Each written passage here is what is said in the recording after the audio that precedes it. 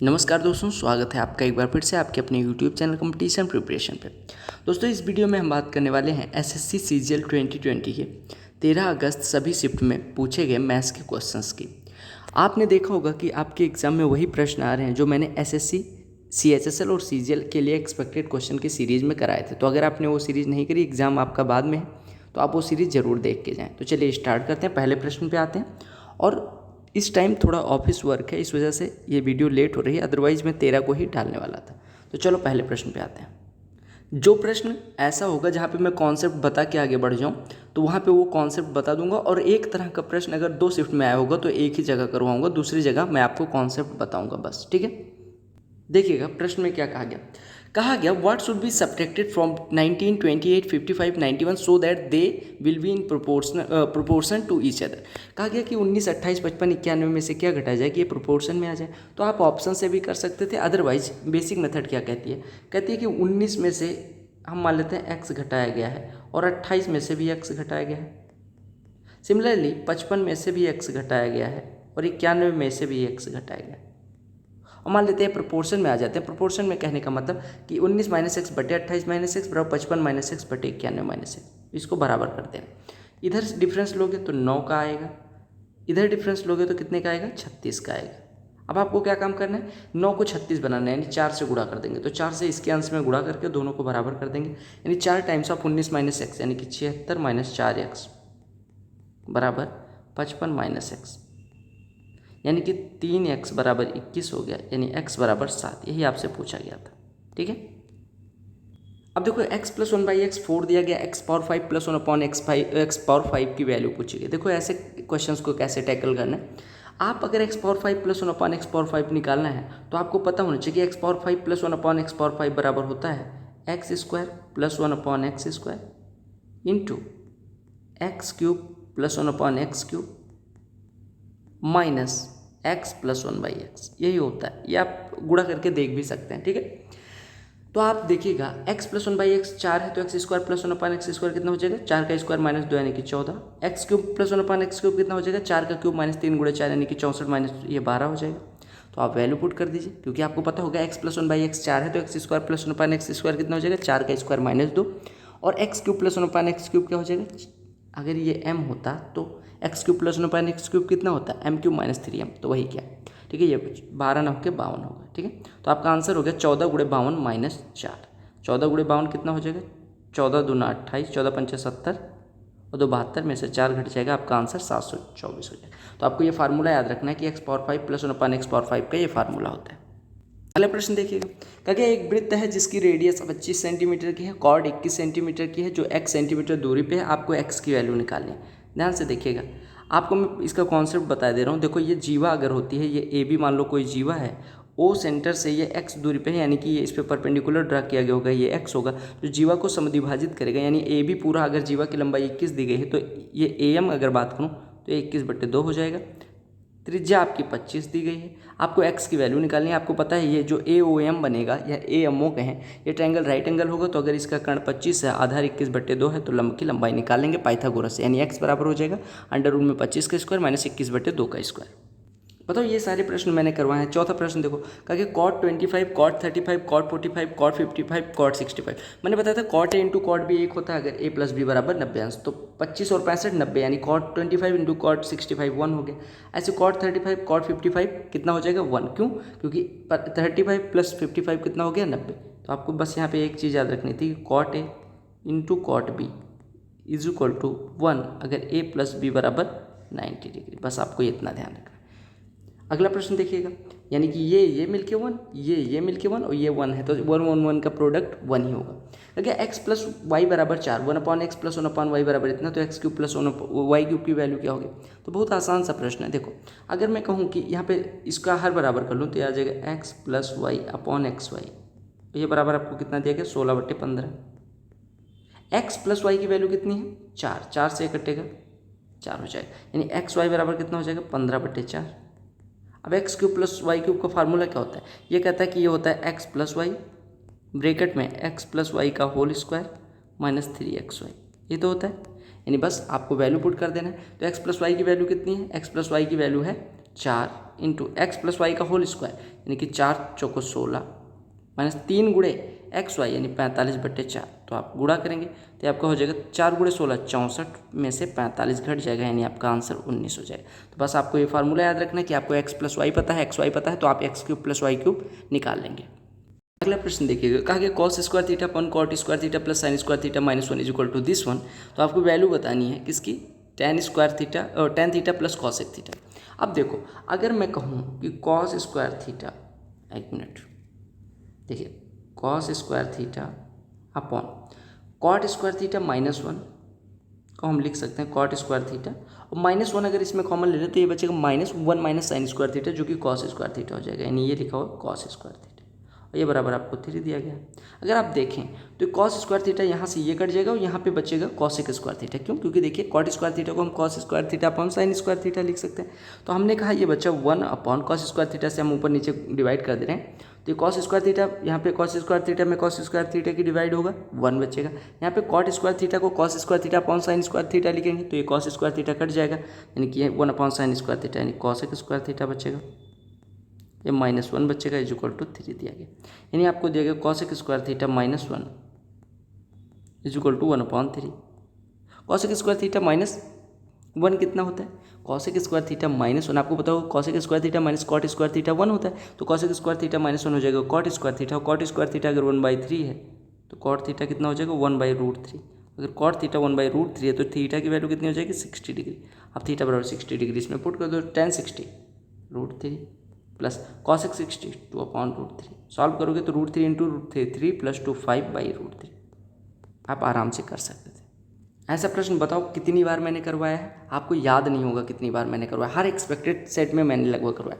कहा गया side rhombus की दी गई 13 यानी समचतुर्भुज की भुजा दी गई 13, इसका एक डायगोनल दिया गया 24, तो आपको बताना है इसका क्षेत्रफल क्या होगा। आपको मैं बता दूं समचतुर्भुज का क्षेत्रफल होता है हाफ d1 d2, और d2 कैसे निकलेगा, आपको पता है कि दोनों डायगोनल्स और साइड के बीच रिलेशन जो होता है वो होता है d1 square plus d2 square is equal to 4a square. d1 आपको दिया गया 24 यानी ये 24 का स्क्वायर प्लस d2 का स्क्वायर बराबर 4a स्क्वायर यानी 4 इंटू 13 का स्क्वायर हम कह सकते हैं 26 का स्क्वायर। अब आप देखिए ये 26 है ये 24 है, तो आपको पता है 24 और 10 ट्रिपलेट बनाते हैं यानी कि d2 हो जाएगा 10। सेम क्वेश्चन मैंने करवाया है एक्सपेक्टेड सेट में 2 बार, तो यहाँ पे आप एरिया निकाल सकते हैं हाफ d1 d2 यानी हाफ इंटू 24 इंटू 10 240 का आधा 120, राइट। कहा गया ABCD एक साइक्लिक क्वाड्रिलेटरल है, AB और DC बढ़ाने पे E पे मिलते हैं, AD और BC बढ़ाने पे F पे मिलते हैं, D बराबर 78 E बराबर 52, तो F की वैल्यू पूछेगी। देखिएगा मैं आपका चतुर्भुज कुछ इस प्रकार से बना रहा हूँ, ये इस प्रकार से, ये है ये देखो ये A है, ये B है, ये C है, ये T है, ये E है और ये F, इस प्रकार से ABCD चक्रीय चतुर्भुज है यानी कि आमने सामने के कोणों का योग 180 अंश हो जाए। D बराबर 78 दिया गया, ये कोण 78 दिया गया, ठीक है। E बराबर 52 अंश दिया गया, ये 52 अंश दिया गया, ठीक है। अब आपको पता है कि अगर ये 78 है तो कोण B कितना हो जाएगा 102 अंश का, क्यों? क्योंकि B प्लस D 180 अंश होगा, ये चक्रीय चतुर्भुज। अगर ये 102 है तो ट्रायंगल BCE के लिए बाय कोण है, तो अगर ये 52 है तो इसको 50 होना पड़ेगा, ये 50 तो ये भी 50, ठीक है, ये 50 है, ठीक है। अब देखो ये 50 है, ये 78 है, ठीक है। 78 जो है वो इसका बाह्य कोण है, किसका? ट्रायंगल DCF के लिए बाह्य कोण है। तो अगर एक कोण 50 है तो इसको 28 होना पड़ेगा अपने आप, ठीक है। तो आपका आंसर 28 हो जाएगा, तो 26 की जगह पे 28 कर लीजिएगा, ठीक है। ऐसा प्रश्न भी मैंने आपको कई बार करवाया है, 8x प्लस वाई का cube minus 27x minus Y का होल क्यूब। ये प्रश्न डिट्टो प्रश्न मैंने करवाया है, यहाँ पे a plus B minus C पूछा गया। देखो 8 times of x plus Y का होल क्यूब को हम लिख सकते हैं 2 times of x plus Y का इसका पूरे का होल क्यूब, माइनस इसको लिख सकते हैं 3 times of x minus Y के पूरे का क्यूब। यानी आपका लिखा है a cube minus B cube. a cube minus B cube क्या होता है? a माइनस बी, नहीं हो जाएगा 2x plus y minus 3x plus 3y into a square, यानी हो जाएगा 4x square plus 4y square plus 8xy, ये तो हो जाएगा प्लस बी स्क्वायर कितना हो जाएगा plus 9x square plus 9y square minus 18xy और प्लस ए बी यानी कि 6x square minus 6y square, यही बचेगा। बस आपको इसी को सॉल्व कर लेना है। तो 4x 9 13 और 13 में 6 जुड़ेगा 19x स्क्वायर हो गया, y 4 9 13 में से 6 घटेगा 7y स्क्वायर बचेगा, 8 में से 18 घटेगा 10xy हो जाएगा। अब इसकी तुलना इससे कर लेना है। अगर एक्स स्क्वायर के गुणांक की तुलना कर, देखो ये तो आपका हो गया 5y, सॉरी ये कितना हो गया, एक मिनट, 2x + 2y होगा, ठीक है। ये हो गया 5y - x, तो 5y - x तो ऑलरेडी है, तो इसका कोई मतलब नहीं है। एक्स स्क्वायर के गुणांक की तुलना करोगे तो a बराबर 4 मिलेगा, वाई स्क्वायर के गुणांक की तुलना करोगे तो b बराबर 7 मिलेगा, और अगर एक्स वाई के गुणांक की तुलना करोगे तो c बराबर -10 मिलेगा। अब आपसे पूछा क्या गया, आपसे पूछा गया है a + b - c, ये a बराबर 19 मिला है, ठीक है। तो आप देखो एक्स स्क्वायर के गुणांक की तुलना करें तो ये यहाँ से a बराबर 19। अब आपसे पूछा क्या गया, आपसे पूछा a + b - c, यानी 19 7 26 में से -10 घटाना है, तो -10 घटाओगे तो 26 - -10 यानी कि 26 10 36 हो जाएगा। देखो कहा cosec थीटा अपन cosec थीटा +1 + cosec थीटा अपन cosec theta -1 - 2 tan square theta की वैल्यू क्या हो। अब देखो यहाँ पे थीटा बराबर कुछ पुट कर सकते हो, थीटा बराबर हम क्या पुट कर लें, थीटा बराबर पुट कर लो 90 डिग्री, 90 ने पुट करो 45 पुट कर लो, ठीक है। आप वैसे भी कर सकते हो हर बराबर करके, ठीक है। तो थीटा 45 पुट करोगे तो ये हो जाएगा √2 / √2 + 1 + √2 / √2 -1 -2।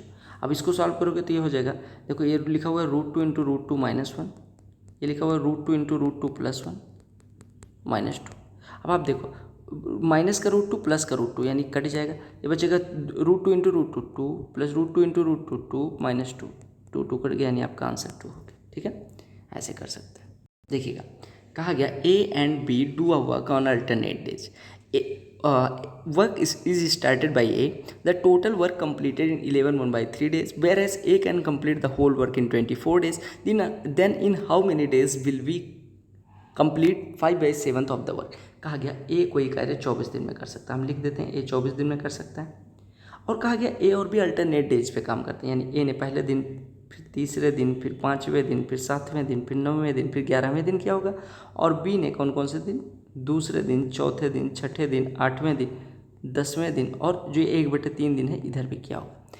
यानी हम कह सकते हैं कि A ने 6 दिन कार्य किया और B ने 5 से 1/3 दिन कार्य किया। ए पूरा कार्य अगर 24 दिन में कर सकता है, 6 दिन में इसने 1/4 कार्य किया होगा, नहीं बचा कितना 3/4 कार्य, और 3/4 कार्य कौन करता है, बी। कितने दिन में, 5 से 1/3 दिन। यानी बी ने आपने देखा 3/4 दिन में कितना कार्य, सॉरी 3/4 कार्य को कितने दिन में करा, 15, 3 × 15 16/3 दिन में। अगर 3/4 कार्य को 16/3 दिन में करता है तो हम कह सकते हैं 3/4 हिस्से को, यानी कि 3/4 हिस्से को 16/3 दिन में, तो हम कह सकते हैं भैया कि पूरे कार्य को 16/3 × 4/3 यानी कि 64/9 दिन में करेगा। अगर वो पूरे कार्य को 64/9 दिन में करता है तो 5/7 का कार्य को कितने दिन में करेगा, 64/9 × 5/7, तो ये आपका आंसर हो गया। तो आपको ये याद रखना है, यहाँ से बस कॉन्सेप्ट सीखना है कि जो स्टार्ट करेगा वो ज़्यादा दिन करेगा, और जो ख़त्म करेगा मतलब जो दूसरे दिन आएगा वो कम करेगा। तो आपने कहा कि पूर्णांक देखो 6 दिन इसने कर लिया, 5 से 1/3 दिन इसने। अगर 12 दिन होता तो 6 दिन नहीं करता, 6 दिन भी करता, तब तो बराबर होता, लेकिन यहाँ पे 11 से 1/3 दिन है। देखिएगा कहा कि त्रिभुज ABC और PQR समरूप हैं, यानी सिमिलर हैं। कहा कि AB 12, BC 7, AC 9, अगर क्षेत्रफल इनका इस रेशियो में हो तो PR की वैल्यू बताओ। देखो आपको पता होगा दो सिमिलर ट्रायंगल्स हैं, तो ABC और PQR अगर सिमिलर हैं तो इनके एरियाज का जो रेशियो होगा वो क्या हो जाएगा, इनकी संगत भुजाओं, यानी कि AC/PR, इसकी संगत भुजा यानी करस्पॉन्डिंग साइड AC अगर होगी तो इसकी PR, AC के करस्पॉन्डिंग साइड PQR की कौन सी होगी, PR, तो इसके स्क्वायर के बराबर होगा। यानी आपको पता होना चाहिए सिमिलर ट्रायंगल्स के जो एरिया का रेशियो होता है वो उनके करस्पॉन्डिंग साइड्स के रेशियो के स्क्वायर के बराबर होता है। अब अगर इसका ABC का एरिया 144 बटे PQR का एरिया 49, ये बराबर AC की लंबाई दी गई 9, 9 का स्क्वायर 81 बटे PR का स्क्वायर लिख दो, ठीक है। अगर मैं इसको काटूँ 9 से तो ये कटेगा 16, ये आएगा 9, ठीक है। यानी कि PR का स्क्वायर बराबर हो जाएगा 9 × 49/16, यानी PR बराबर कितना हो जाएगा 3 × 7 21/4, ठीक है। तो ये आपका आंसर हो जाएगा, ठीक है। ये प्रश्न थोड़ा कैलकुलेटिव है, बाकी है नहीं कुछ इसमें। अगर find the interest if 8192 is compounded 5 monthly for 1 and 1/4 years eight the rate of 15% per annum. देखो 8192 रुपये को इन्वेस्ट किया जाता है 1 से 1/4 साल के लिए, यानी कि टाइम कितना देगा 15 महीने। अगर ब्याज 5 माह पे लगता है तो 15 महीने में कितने वो हो जाएंगे n, मतलब कितने टर्म्स हो जाएंगे 3। रेट आपको पता है कि 12 महीने के लिए 15% है, तो 5 महीने के लिए हो जाएगी 15/12 × 4 यानी कि 25/4, यानी रेट 25/4% है, ठीक है। अब आप देखिएगा 25/4, आप देखिएगा आपको पता है कि अमाउंट बराबर होता है प्रिंसिपल × 1 + R/100, R कितना 25/4/100, यानी कि 1/16 हो जाएगा। तो 1 + 1/16 यानी 17/16 का होल क्यूब, क्योंकि n बराबर है। और अगर इसमें से प्रिंसिपल घटा लें तो आप कहेंगे ये ब्याज आ जाएगा। यानी अगर हमें ब्याज चाहिए तो ब्याज बराबर हो जाएगा CI बराबर P × 17 का क्यूब - 16 का क्यूब, यानी कि 17 - 16 × 17 का स्क्वायर 289 + 16 का स्क्वायर 256 + 17 × 16 272। ठीक है, 17 × 16 16 7 120, ठीक है, बटे 16 का क्यूब, तो 16 × 16 × 16। ये बहुत कैलकुलेटिव नहीं है लेकिन थोड़ा सा दिमाग। प्रिंसिपल की वैल्यू 8192 दी गई थी। 16 से काटोगे तो 16 × 85, 16 × 91, ये 16 से काटोगे 16 × 3 48, ये 32 हो जाएगा। 16 कटेगा 2, नहीं ये लिखा हो 2 टाइम्स ऑफ, इसको जोड़ दो तो 9 6 15 2 17, 7 1 8 5 13 8 21, हासिल आई 2 2 2 4 2 6 2 8, तो 817 का दूना कितना हो जाएगा 1634। अप्रॉक्सीमेशन से भी वो क्वेश्चन कर सकते थे। अदरवाइज ऐसे क्वेश्चंस को अगर ऐसा दिखे कि मासिक है, तिमाही है, चौमाही है, तो इसको छोड़ के सेकंड गो में करना है। ठीक है, क्योंकि यदि एक डीलर 21% की छूट देता है फिर भी 21% का लाभ कमाता है, तो क्रय मूल्य और अंकित मूल्य का अनुपात ज्ञात करो। देखो, अगर मैं बात करूँ मार्केट प्राइस पे 21% की छूट, यानी इसके 79/100 में बेचता होगा। अगर कॉस्ट प्राइस CPO इस पर 21% का लाभ कमाता है, यानी इसके 121 पे बेचता होगा। और दोनों सेलिंग प्राइस है, यानी ये, तो आपको क्या निकालना था, क्रय मूल्य का अंकित मूल्य से अंतर, यानी अनुपात CP अनुपात MP निकालना था। तो कितना हो जाएगा CP/MP 79/121।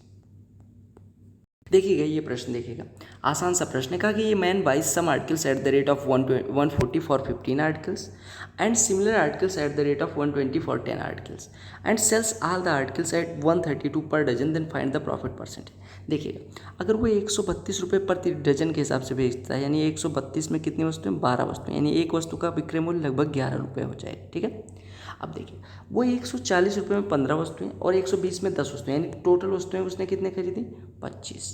कितने में, 140 + 120 260 में, यानी उसका CP है 260, विक्रय मूल्य है 11 एक वस्तु का है, तो 25 वस्तुओं का 275। आपसे लाभ पूछा गया था तो आप निकाल सकते हैं आराम से कि 260 में खरीदा गया, 275 में बेचा गया, प्रॉफिट परसेंटेज कितना होगा। ये आंसर मुझे गलत लग रहा है, बाकी आपको समझ आ गया होगा।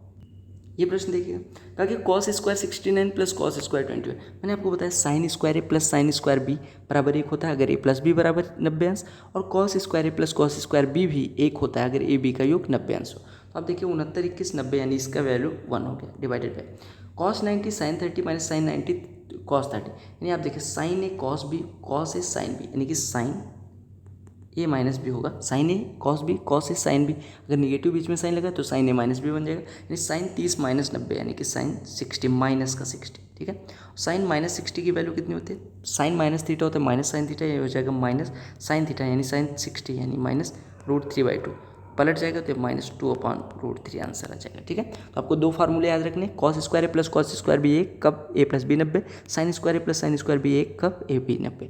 अगला प्रश्न देखिएगा, कहा गया A की आय B की आय से 40% ज़्यादा है। हम लिखते चलते हैं, A की आय B की आय से 40% ज़्यादा, यानी B की 100 है तो A की 140। क्योंकि C की आय A और B की कुल आय का 60% है, यानी C की आय जो है वो A और B की कुल आय 240 का 60%, यानी कि 144 है। ठीक है, क्योंकि A B की आय का अंतर 1300 रुपये है, A और B की आय का अंतर 40 जो है वो वास्तव में 1300 के बराबर दिया गया, यानी जो एक है, एक ना निकालो, 4 बराबर 130 है। तो आपसे कहा गया C की आय निकालो, अगर 4 बराबर 130 है तो 144 बराबर कितना होगा, ये आपको करना है 36 गुना। अगर 4 बराबर 130 है तो 144 बराबर कितना हो जाएगा, ये आपको निकालने को कहा गया था। ये आंसर मुझे गलत लग रहा है। ठीक है, तो पहली शिफ्ट के मैंने सारे प्रश्न करवा दिए। कल है संडे, कल दोनों शिफ्ट के इसके प्रश्न और CHSL में आए हुए अच्छे प्रश्न दोनों मैं करवा दूंगा। आज ज़्यादा टाइम नहीं मिल पाया, इस वजह से सॉरी। कल मतलब संडे को सेकंड शिफ्ट और थर्ड शिफ्ट और CHSL में पूछे गए सारे क्वेश्चंस, अच्छे क्वेश्चन, ये सब करवा दूंगा ताकि आने वाले दिनों में आपके लिए इंपॉर्टेंट बने। बाकी सारे दिन का एनालिसिस ऐसे मैं करवा दूंगा, अच्छे प्रश्न ही करवाऊंगा। बाकी वीडियो पसंद आएगी तो वीडियो को लाइक कर लेना, टेलीग्राम चैनल पर जरूर जुड़ें, PDF आपको उधर ही मिलेगा। बाय बाय, अच्छे से पढ़ते रहें, परीक्षा आपकी बहुत अच्छी होगी। Good luck, love you all.